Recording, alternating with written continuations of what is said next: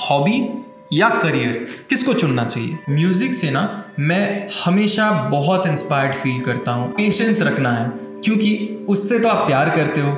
वहाँ पर क्लाइंट ने कुछ बोल दिया जिसकी वजह से शायद आप उससे अग्री नहीं कर पा रहे हो और आपको पता है कि सिचुएशन खराब हो सकता है कि ठीक है मैं वापस अगले मैच में ज़रूर कोशिश करूँगा। यही सिखाता है ना क्रिकेट हम सबको। And again coming to the biggest debate and point is time. कैसे टाइम निकालोगे? आपको ये समझना पड़ेगा ये 6 घंटा का मालिक आप खुद हैं। आपको क्या करना है ये आपको डिसाइड करना है।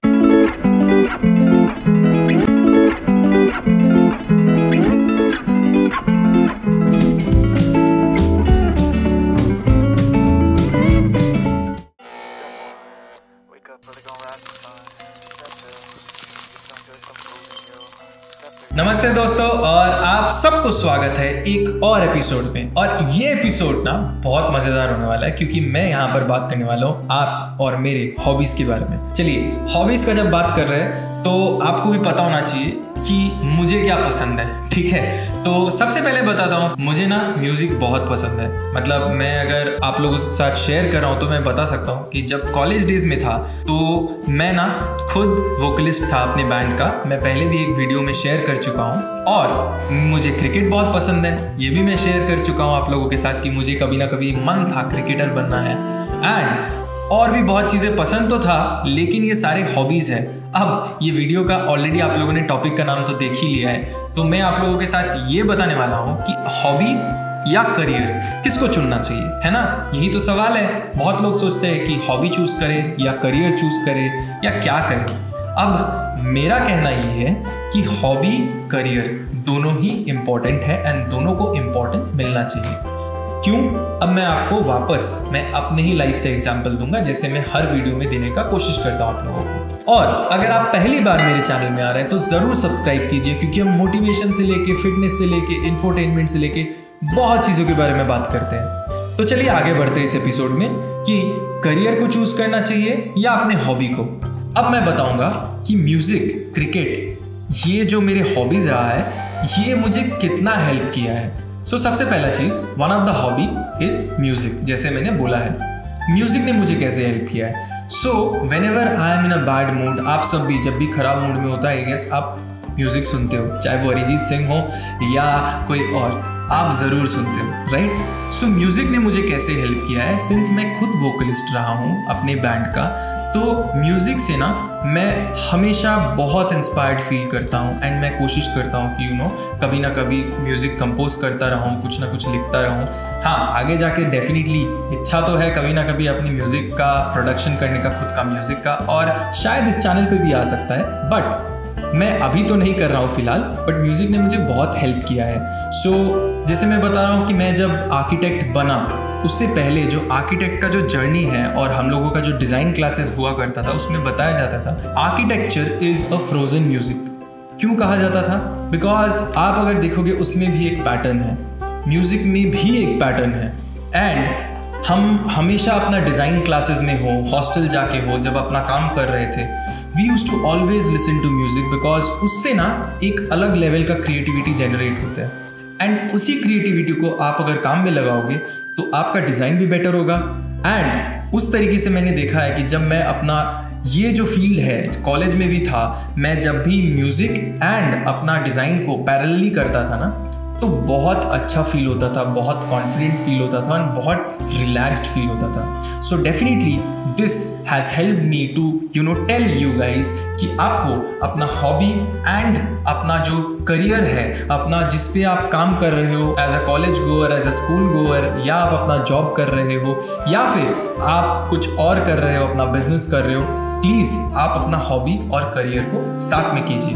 अगर आपको इस एग्जाम्पल से बहुत ज़्यादा कन्विंस्ड नहीं लगा तो चलिए मैं आपको दूसरा एग्जाम्पल देता हूँ। दूसरा एग्जाम्पल ये है कि आपको ना, आप कोई भी हॉबी में रहते हो या अपना पैशन को फॉलो करते हो तो उसकी वजह से ना सबसे पहला चीज़ जो होगा कि आपको अपना जो पैशन है that will be teaching you कि आपको कैसे बहुत ज़्यादा पेशेंस रखना है, क्योंकि उससे तो आप प्यार करते हो। अब मान लीजिए मैं एग्जाम्पल देता हूँ अगेन मेरी लाइफ से। क्रिकेट मुझे बहुत पसंद है। अब मैं जब क्रिकेट खेलता था बचपन में एंड मुझे क्रिकेटर बनने का उस टाइम पे ड्रीम था, तो मैं वहाँ से बहुत कुछ सीखा। Obviously the biggest thing that I have learn from cricket is sportsmanship spirit, कि आपके अंदर वो चीज़ होना चाहिए, जीत हार सब कुछ आ सकता है, लेकिन आपको एज अ स्पोर्ट्स पर्सन चीज़ों को समझना पड़ेगा।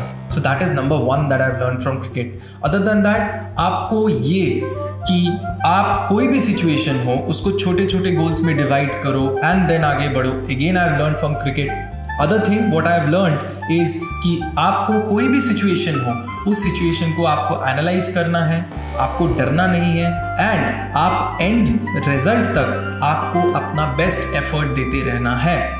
सो all these things are what I have learn from sports and cricket. And cricket में भी अगर मैं बताऊं, टेस्ट क्रिकेट हो गया, ओडीआई क्रिकेट हो गया, और अब तो T20 का ज़माना है। So test cricket has taught us, अगर हम क्रिकेट खेले भी नहीं है, अगर हम बचपन से क्रिकेट देखे हैं और इंडिया को सपोर्ट किए हैं हमेशा से, तो हमको ये तो पता है कि राहुल द्रविड़ के इनिंग्स कैसे हुआ करता था, या फिर हमको ये भी पता है कभी कभार सचिन के इनिंग्स जो उस टाइम के ज़माने में बहुत एग्रेसिवली कभी कभी खेलते थे, वो भी कभी कभार डिफेंसिव तरीके से खेलते थे, because he had to take care of the entire innings and also try to give his best in test cricket.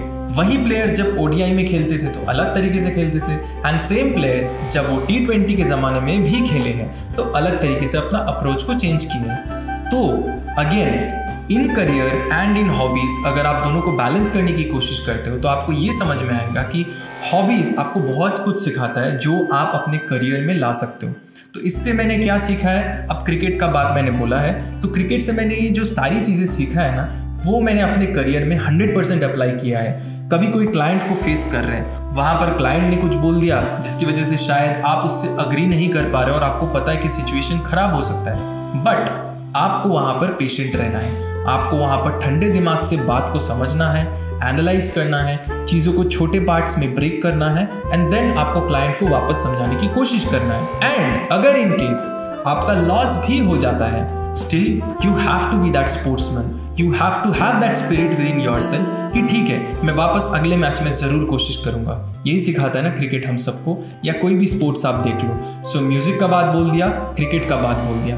अब मैं जो बताने वाला हूँ वो मैं एक प्रीवियस एपिसोड में आप लोगों के साथ शेयर भी किया हूँ। तो प्रीवियस एपिसोड्स में ना आप देख सकते हो मैंने किस तरीके से अपना वेट लॉस जर्नी का बात किया है, किस तरीके से करियर चूज़ करने का बात किया है, एंड कैसे जो रेगुलर डिबेट्स होता है उनके बारे में भी बात किया है कि कार्डियो करना है, स्ट्रेंथ ट्रेनिंग करना है, इन सब चीज़ों के बारे में। अब थर्ड जो पॉइंट है वो मैं अगेन कहने वाला हूँ कि हॉबी किस तरीके से आपका करियर को हेल्प कर सकता है। तो एक और हॉबी जो मैंने डेवलप किया है विथ टाइम इज़ दैट बचपन में मुझे हमेशा से लाइक क्रिकेट पसंद है, जैसे मैंने बोला है, म्यूज़िक भी पसंद था, लेकिन फिटनेस लेके ना बहुत ज़्यादा मेरा कभी भी उतना पैशनेट नहीं रहा उससे पहले।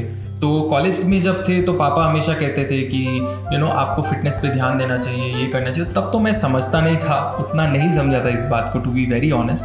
But what I understood later on is, जब मैंने अपने फिटनेस पे फोकस करना शुरू किया तो फिटनेस एक्टिविटीज़ ने मुझे बहुत कुछ सिखाया। And the moment I started losing weight, the moment I started this journey, मेरे अंदर एक डिफरेंट टाइप का कॉन्फिडेंस आया। सिमिलरली मैं डिज़ाइन लेके बहुत पैशनेट रहा हूँ, तो कॉलेज में बहुत सारा क्लब्स मैंने कोशिश किया है उस पर एज अ मेंबर, एज कहीं कहीं पे पोस्ट होल्डर्स, एज फाउंडर्स रहा हूँ। एंड वहाँ पर भी जब मैंने अपने ही जूनियर्स के साथ वहाँ पर काम किया है, उन लोगों के साथ टीम बनाया है एंड चीज़ों को लीड किया है, वहाँ पर ना मैंने बहुत कुछ सीखा है। And those things till date मुझे अपने खुद के लाइफ में, करियर में बहुत हेल्प करता है। सो ये है थर्ड पॉइंट जिसकी वजह से मैं कहूँगा कि आपको अपना hobby and career parallelly maintain करना चाहिए एंड आपको टाइम निकालना चाहिए। And again coming to the biggest debate and point is time. कैसे टाइम निकालोगे?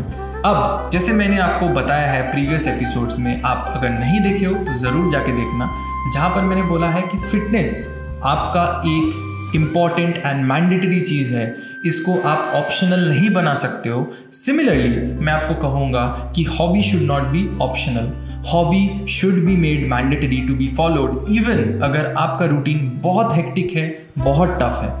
आप एक चीज़ बहुत अच्छे तरीके से समझो, जो मैं अपने जहाँ पर मेरा खुद का बिजनेस है, मैं वहाँ पर भी अपने टीम मेंबर्स को बताने की कोशिश करता हूँ कि आपके पास ना दिन में काम करने के लिए 8 से 9 घंटा है जो आप ऑफिस को देते हो। उसके बाद का जो टाइम है वहाँ पर आप 6 से 7 घंटा सो जाते हो, नो इश्यूज़ विद दैट। लेकिन आपके पास 24 आवर्स है दिन में, तो आपको ये समझना पड़ेगा कि आपका अगर 16 घंटा सोने में और अपने जॉब के पीछे या काम के पीछे चला जा रहा है, या चलिए ट्रांसपोर्ट की वजह से मैं 8 घंटा 16 घंटा की जगह 18 घंटा भी पकड़ लेता हूँ, दिन में 24 घंटा तो है, बाकी रहता है 6 घंटा।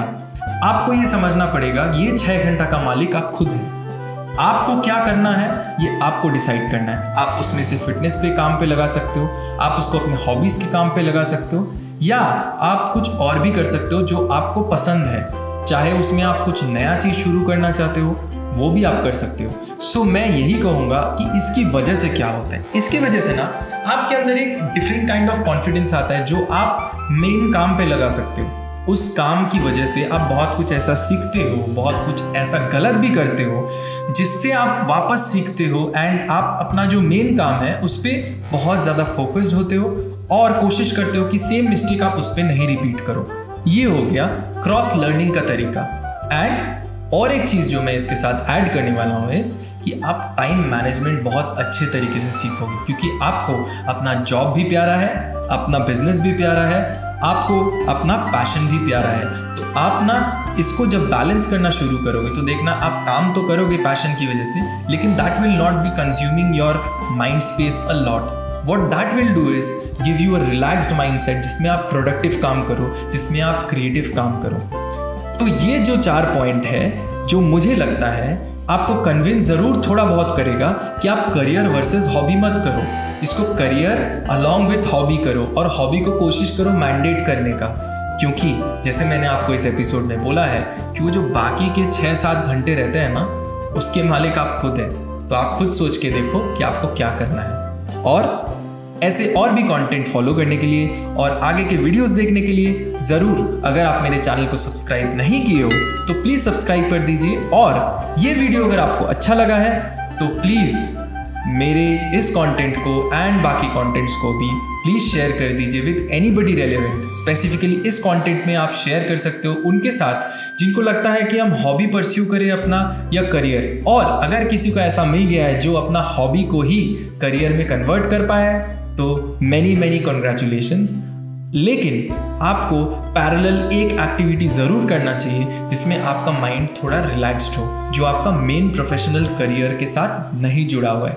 So that is what I feel about this. आपको क्या लगता है आप भी बता सकते हो मेरे को इस कमेंट सेक्शन में, और आप इस वीडियो को ज़रूर शेयर करना अगर आपको लगता है कि मैं जो कह रहा हूँ वो आपको सही लग रहा है। एंड हम आशा करते हैं कि हम आपसे बहुत जल्द मिलने वाले हैं एक और एपिसोड में। तब तक आप अपने हॉबीज़ को फॉलो करते रहिए parallel to your career, fit रहने की कोशिश कीजिए and definitely enjoy your life. मिलते हैं बहुत जल्दी। नमस्ते।